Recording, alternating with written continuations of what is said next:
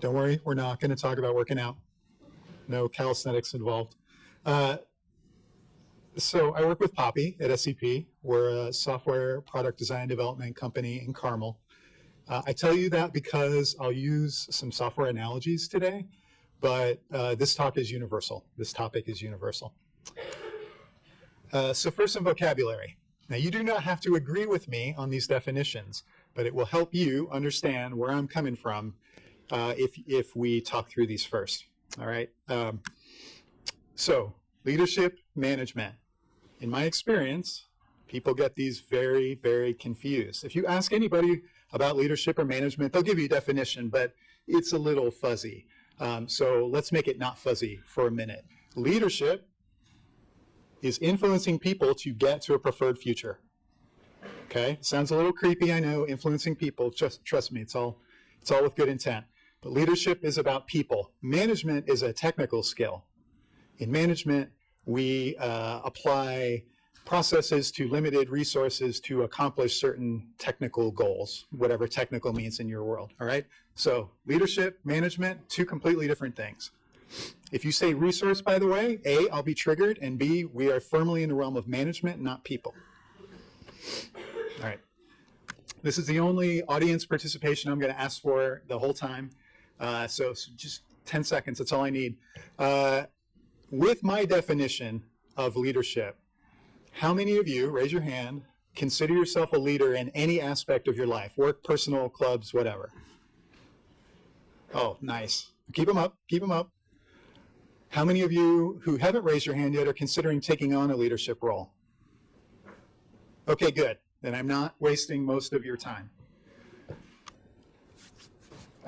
This idea from Stoic philosophy always gets me. This idea that the purpose of life, the meaning of life, is to be useful to other humans, to make life better. Like, it always gets me. Now, I didn't put up a Stoic philosopher quote. Well, Emerson said it pretty well, though. I'm happy with his. But I think about sort of as the age ticker keeps climbing up, like, what will I look back on, and what will I be proud of, and what will matter to me at the end?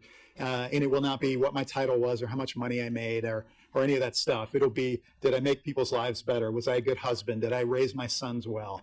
That's the stuff that matters. Be useful to other humans. And in that sense, leadership is a really high leverage activity, right? The whole point is we get people together to do things we couldn't do ourselves.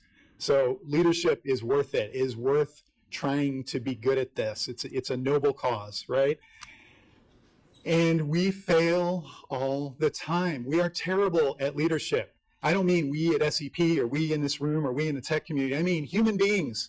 Since there were more than one human on the planet, we have been failing at this, which is ironic since, in general, our ability to collaborate is sort of what elevates us on the food chain, right? But we are terrible at leadership. And I want you to think about how many people went to work, and right now it is 11:02. So how many people are sitting at their desk? How many million people in the world? And they're counting the minutes till they can sneak out for lunch, and then they're counting the hours so they can go home because they're miserable. They're not doing their best work. They're not bringing their best self. They're not solving the myriad of problems we have anywhere. They're not even just making money for somebody. Nothing. They're not finding satisfaction. This is a failure of leadership, right? We fail at leadership all the time. It's not like this is news, right? We know that, and we've studied this, again, for as long as there's been more than one human. We've been trying to figure out how to get better at this. But why? Why do we continually fail at this? This is the point of the talk, by the way. I'm going to attempt to reframe this for you. Whoa. This is not a comprehensive list, just a random collection of things that you might say are reasons why we fail at leadership. Sometimes we're afraid. I don't know. I'm not sure I'm the right person. We don't have the confidence to step forward and take the reins and try to lead. Sometimes we just lack awareness. Like, oh, is that my job? I didn't know that was my job.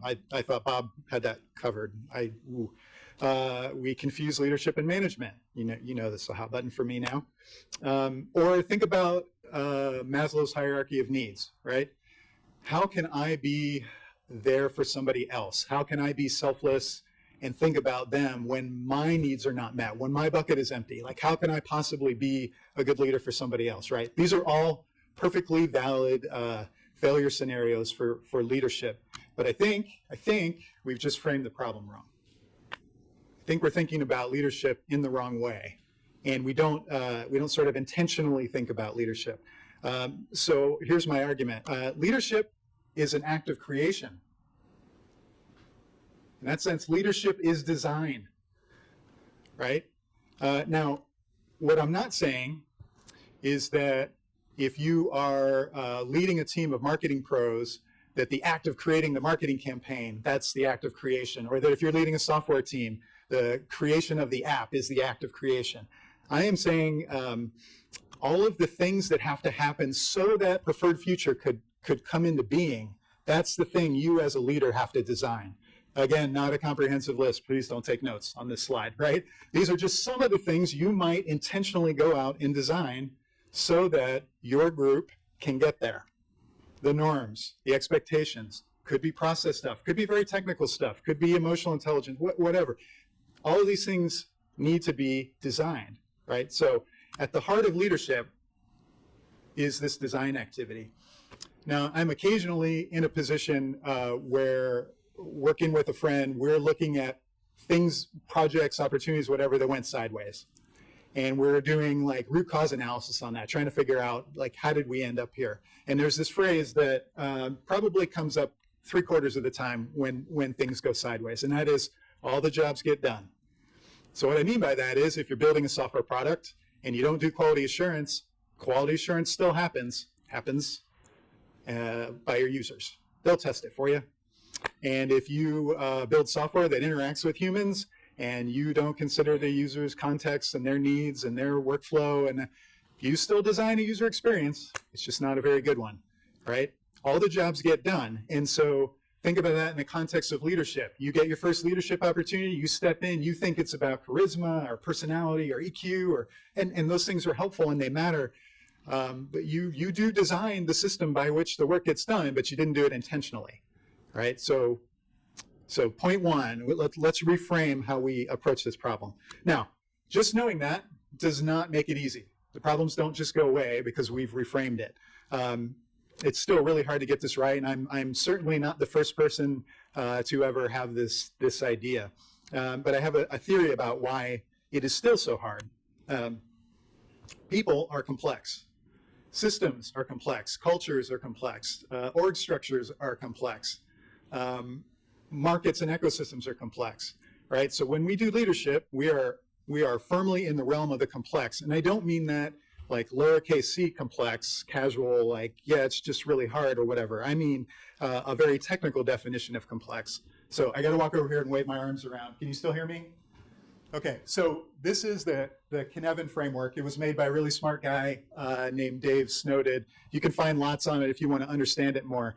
It is, though fundamentally, it's a sense-making framework. So when we encounter a problem or a situation and we're trying to figure out what is the way to approach this that gives us the best odds of success, if we can properly classify it, what quadrant it's in, then we get some hints on how we maybe ought to approach it.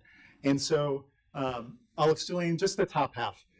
In the complicated quadrant, if you take somebody who is qualified and they have the time and the information and they think hard about the problem, the answer is available. They will get there. So if you take a mathematician and you ask them to do multivariate calculus, or if you ask a lawyer to write a legal brief, or an accountant to produce the financials, they know how to do that. I can't do that, but they can do that. Those are complicated things. The answer is available. This is where best practices live, right? But I just told you, and maybe you believe me, people are complex. And all the systems in which these people are interacting are complex. So we're over here in this domain. And in this domain, cause and effect are only obvious after the fact. So no matter how hard you study the problem, how carefully you look and think and plan, the answer is not available to you. It is not. You can convince yourself it is, but it isn't. So what do we do with that? This is maybe a little depressing, right? I'll make it more depressing. This means there's no formula. You can't read a book.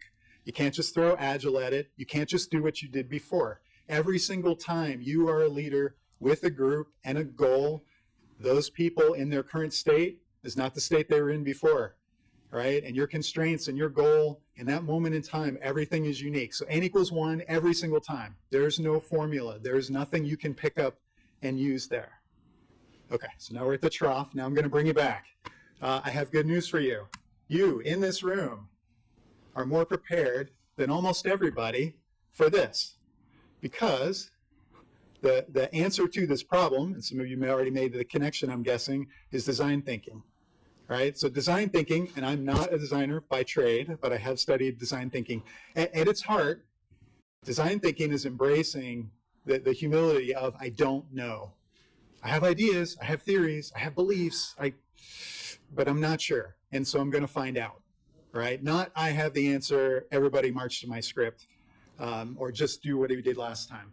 And so when we apply design thinking to leadership, right, now we've got a fighting chance. So I'm going to get a bunch of heterogeneous brains together, and we're going to cultivate ideas, and we're going to test them. We're going to see what works and what doesn't, and we're going to design our system by which we get to that preferred future.